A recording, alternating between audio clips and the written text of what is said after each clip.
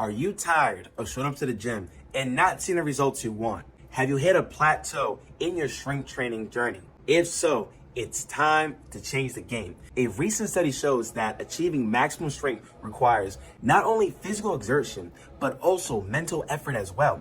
Discover the overlooked but crucial tactics to help you reach your strength goals, from using visualization techniques to taking advantage of super maximal training intensities. So without further ado, my name is Jeremy Colon, and this is The Dark Side of Fitness, episode 55. And if you're looking for more tips and tricks on whole body transformation, hit that like button and subscribe to my channel. I'm passionate about bringing you the latest and greatest information to help you achieve your fitness goals. So stay tuned for more amazing content. And remember, hit that bell icon so you never miss a beat. Strength training is more than just lifting weights. It's a combination of physical exertion and mental effort. A recent study argues that both elements are essentially equal to achieving maximal strength. But what exactly does strength mean, and how do we increase it?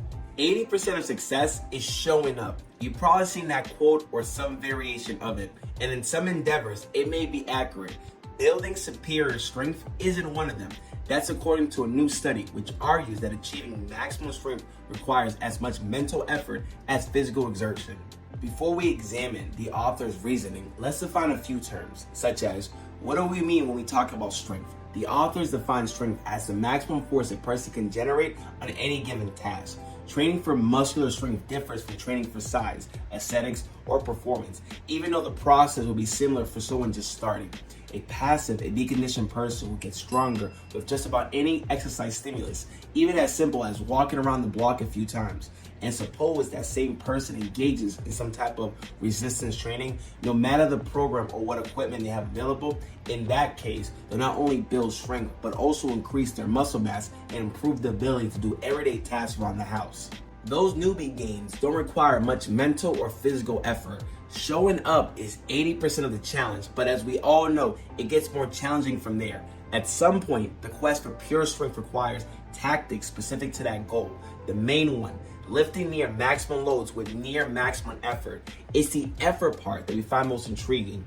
Research shows that simply imagining yourself contracting your muscles as forcefully as possible will increase your strength.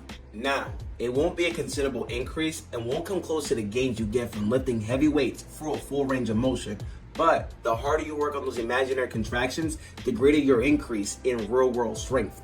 Once you get into the weight room with some iron in your hands, more significant mental effort does two things. One, it increases the activation of the muscles involved in the lift.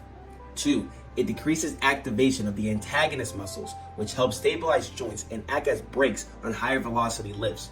Those are both critical safety features under normal circumstances, but they act more like anchors when you're training for maximum strength. All the mental effort you put out won't be as effective without mastering the strength training components. These components include proper form, intelligent program design, full recovery between workouts, and appropriate recovery between sets, at least 2 minutes for an experienced lifter. Finally, the authors discuss one technique that shows promise even if it isn't fully understood. Right now, you're about to discover the key to unlocking a whole new level of strength and fitness. I've got some insider knowledge to share with you towards the end of this video. Some expert coaching tips that will take your training to a whole new level. Stick with me because I'm about to reveal the secret to unlocking your full potential. The researchers have uncovered a powerful technique for maximizing your strength, and I cannot wait to share it with you. So, if you're ready to break through those plateaus and you're ready to reach new heights, watch until the very end. Finally, the authors discuss one technique that shows promise, even if it isn't fully understood. We call this the Supermax Advantage. One of the quirks of exercise physiology is that we can lower more weight during an eccentric contraction than we lift concentrically. Scientists and powerlifting enthusiasts have been trying to take advantage of that phenomenon for decades by working at super maximal training intensities to improve concentric strength. Here are a few options. Unilateral eccentric, bilateral concentric. This is the simplest version of super maximal training. Lower a heavyweight with one arm or leg, then lift it with both arms or legs. You can try it on a leg press, for example. Super maximal bench press. Lower a weight 5 to 10% beyond your current 1 rep max. Then have a spotter help you lift it. You need a strong spotter to do this safely.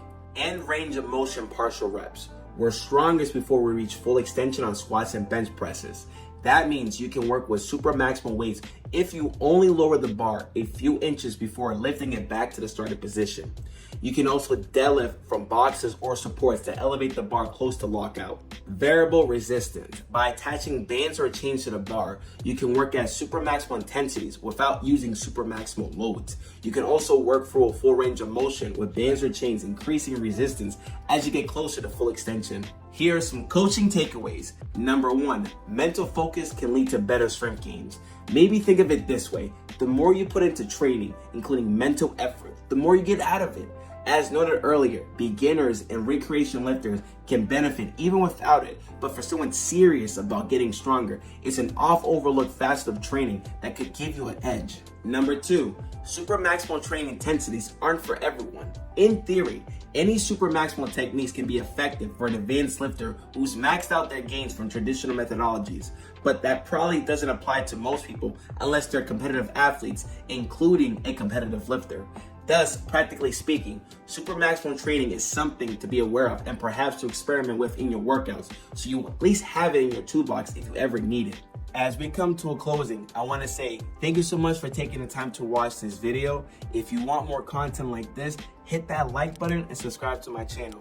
Your support means the world to me, and I can't wait to share more exciting information with you. If you have any questions or comments, drop them below. I love to hear from you. And if you want more information on this study, check out the references in the description as well. Until then, stay strong and see you in the next one.